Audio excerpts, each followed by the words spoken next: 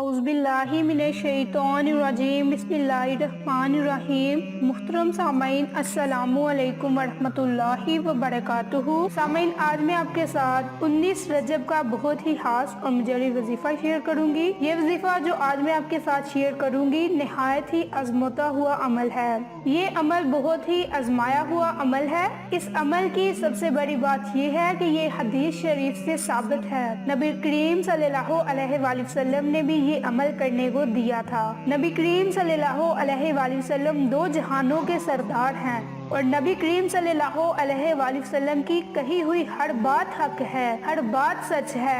حدیث کا مفہوم یہ ہے کہ ایک شخص حضور پاک صلی اللہ علیہ وآلہ وسلم کی خدمت میں حاضر ہوا، اپنے فقر اور فاقے کا شکوہ کرنے لگا۔ آپ صلی اللہ علیہ وآلہ وسلم نے اسے یہ عمل فرمایا۔ کچھ عرصے کے بعد آیا تو عرض کی، اب تو میرے پڑوسی بھی میرے حال سے استفادہ ہیں۔ اللہ تعالیٰ نے اتنا عطا کیا ہے۔ اس ویڈیو کے بارے میں معلومات جاننے کے لیے آپ میری ویڈیو کو شروع سے لے کر آخر تک ضرور دیکھیے تاکہ آپ اس ویڈیو سے مستفید ہو سکے۔ تو سامعین، اس عمل کی برکت سے، اس وظیفے کی برکت سے اللہ پاک اتنا مال و دولت عطا کریں گے کہ اس عمل کو کرنے سے وہ انسان مال و دولت سے اتنا فائدہ حاصل کرتا ہے اور لوگوں کو بھی اس سے دیتا ہے، یعنی اللہ کی راہ میں خرچ کرتا ہے۔ اللہ پاک اس عمل کے کرنے والوں کو اتنی دولت عطا کرتا ہے کہ وہ دوسروں کو بھی تقسیم کرتا ہے تو بھی اسے کوئی فرق نہیں پڑتا، اس کی دولت میں کوئی کمی نہیں آتی، بلکہ دوسروں کی مدد کرنے سے تو اللہ پاک دولت میں اور بھی برکت فرماتا ہے۔ تو آپ بھی اس عمل سے فائدہ اٹھائیں۔ عمل آپ نے پورے یقین سے کرنا ہے، پھر ہی آپ کو فائدہ ہوگا۔ حدیث شریف سے ثابت ہے کہ کاروبار میں برکت کے لیے، گھر میں برکت کے لیے، امیر ہونے کے لیے یہ وظیفہ بہت ہی مجرب ہے۔ اگر آپ اس عمل کو اپنی زندگی کا حصہ بنا لیں گے تو ثواب کے ساتھ مال و دولت میں خیر و برکت ہوگی، مال و دولت میں اضافہ ہوگا۔ وظیفہ کرنے کا طریقہ کار اچھی طرح سن لیں اور سمجھ لیں۔ آپ نے اس وظیفے کو کس وقت کرنا ہے، کس طریقہ کار سے کرنا ہے، یہ بھی دھیان سے سن لیں۔ سب سے پہلے آپ نے بسم اللہ پڑھنی ہے۔ اس کے بعد آپ نے کم سے کم 1 مرتبہ درود ابراہیم کو پڑھنا ہے۔ اس کے بعد 1 مرتبہ سورۃ اخلاص پڑھ کر گھر میں داخل ہوں تو گھر والوں کو سلام کریں، چاہے گھر میں کوئی موجود ہو یا نہ ہو، اور اس عمل کو آپ اپنی زندگی کا معمول بنا لیں۔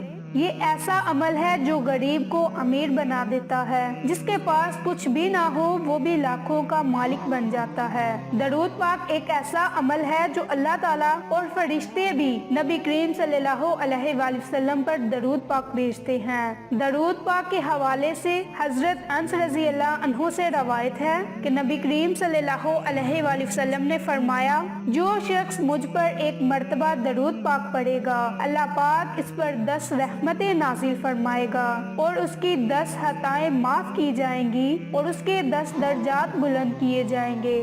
نبی کریم صلی اللہ علیہ وآلہ وسلم نے فرمایا، جس نے 10 بار صبح اور 10 بار شام کے وقت مجھ پر درود پاک بھیجا، اسے قیامت والے دن میری شفاعت نصیب ہوگی۔ درود پاک کی بہت سی فضیلت و برکات ہیں، اور اگر اب ہم بسم اللہ کی فضیلت کے بارے میں تھوڑا سا جان لیں تو ہمیں معلوم ہوگا کہ اس عمل میں اتنی طاقت کیوں ہے۔ اللہ تعالیٰ نے بعض دفعہ چھوٹی چھوٹی چیزوں میں بڑی برکت عطا کی ہوتی ہے۔ بسم اللہ الرحمن الرحیم بھی اس میں ہی شامل ہے۔ اس آیت کے ذریعے اللہ تعالیٰ کی غیبی مدد حاصل ہوتی ہے۔ اس چھوٹی سی آیت میں اس قدر طاقت ہے کہ کوئی عام مسلمان اس کا تصور نہیں کر سکتا۔ ہمارے پاس بسم اللہ کی طاقت ہونے کے باوجود اگر ہم مایوس ہو جاتے ہیں تو یہ بہت ہی افسوس کی بات ہے۔ بسم اللہ کے بہت ہی فضائل ہیں۔ اس کے بارے میں نبی کریم صلی اللہ علیہ وآلہ وسلم نے فرمایا کہ مجھ پر ایک ایسی آیت اتری ہے کہ کسی نبی پر سوائے حضرت سلیمان علیہ السلام کے ایسی آیت نہیں اتری، اور یہ آیت بسم اللہ ہے۔ حضرت جابر رضی اللہ عنہ فرماتے ہیں، جب یہ آیت اتری تو بادل مشرق کی طرف گنے ہو گئے، ساکن ہو گئے، پانی ٹھہر گیا، شیطان پر آسمان سے شعلے گرنے لگے۔ اللہ تعالیٰ نے اپنی عزت اور جلال کی قسم کھا کر فرمایا، جس چیز پر میرا یہ نام لیا جائے گا اس پر ضرور برکت ہوگی۔ بسم اللہ کی اتنی زیادہ فضیلت و برکات ہے کہ ہم سب مسلمانوں کو اس کا اندازہ ہی نہیں۔ اسی طرح سورۃ اخلاص کے بارے میں اگر میں آپ کو بتاؤں تو آپ کا اور میرا ایمان تازہ ہو جائے گا۔ ایک روایت میں حضور صلی اللہ علیہ وآلہ وسلم نے اپنے صحابہ سے فرمایا کہ کیا تمہارا ایک آدمی اس بات پر عاجز ہے کہ ایک رات میں 1/3 قرآن پڑھے؟ صحابہ نے کہا یا رسول اللہ صلی اللہ علیہ وآلہ وسلم، ہم میں سے کون اتنی طاقت رکھتا ہے؟ تو آپ نے فرمایا سورۃ اخلاص 1/3 قرآن کے برابر ہے۔ سورۃ اخلاص کو ایک دفعہ پڑھنے کا اتنا ثواب ہے جتنا 1/3 قرآن پڑھنے کا ثواب۔ اور گھر میں داخل ہوتے وقت سلام لینے سے یہ فائدہ حاصل ہوتا ہے کہ رسول اللہ صلی اللہ علیہ وآلہ وسلم نے اس کے بارے میں فرمایا کہ جب تم اپنے گھروں میں جاؤ تو گھر والوں کو سلام کرو، اس لیے کہ اگر تم سلام کر دیتے ہو تو شیطان تمہارے گھر میں داخل نہیں ہوتا۔ تو جس گھر میں شیطان داخل نہ ہو وہاں پر تو خیر و برکت خود بخود ہی آئے گی، اللہ کی رحمت ہی رحمت ہوگی، اور جہاں اللہ کی رحمت ہو وہاں برکت ضرور ہوتی ہے، وہاں ہر چیز میں اللہ پاک اپنی رحمت عطا کرتا ہے۔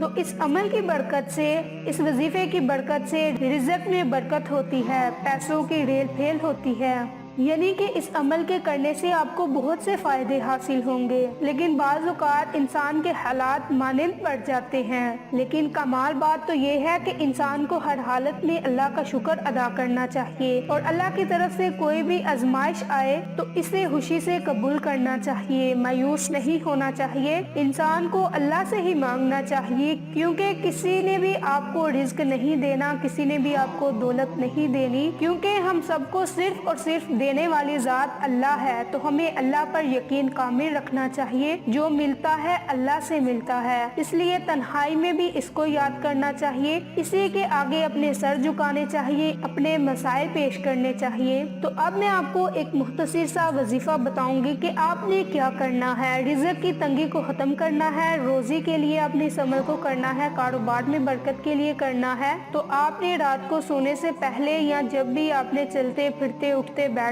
آپ نے ان کلمات کا ورد کرنا ہے کہ آپ نے 3 مرتبہ درود ابراہیم کو پڑھنا ہے، اور 100 مرتبہ آپ نے سورۃ اخلاص کا ورد کرنا ہے۔ آخر میں دوبارہ آپ نے 3 مرتبہ درود ابراہیم کو پڑھنا ہے، اپنے مقصد کو، اپنی حاجت کو ذہن میں رکھ کر اللہ تبارک و تعالیٰ سے دعا مانگنی ہے۔ انشاءاللہ اللہ تبارک و تعالیٰ آپ کی ہر دعا کو سنے گا اور قبول فرمائے گا۔